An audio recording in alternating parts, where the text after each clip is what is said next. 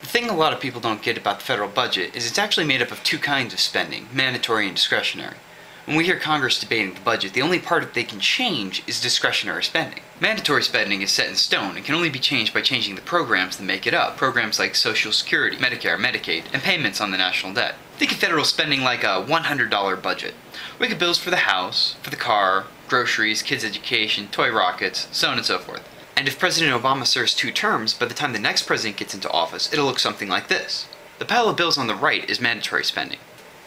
And the money on the left is discretionary spending split up by departments. By then, mandatory spending will be the 800-pound gorilla that eats 70% of our budget and will beat us to death if we don't feed it.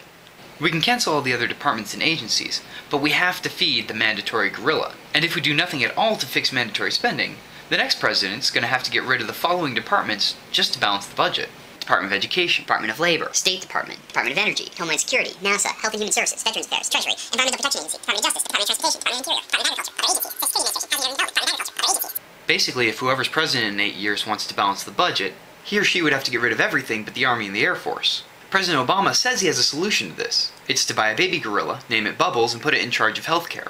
Baby gorillas are really cute, but they usually grow into adult gorillas who will, as we've mentioned, beat you to death unless you feed them. I can't tell you exactly how big the healthcare entitlement will get because it doesn't have an expiration date. It just keeps growing.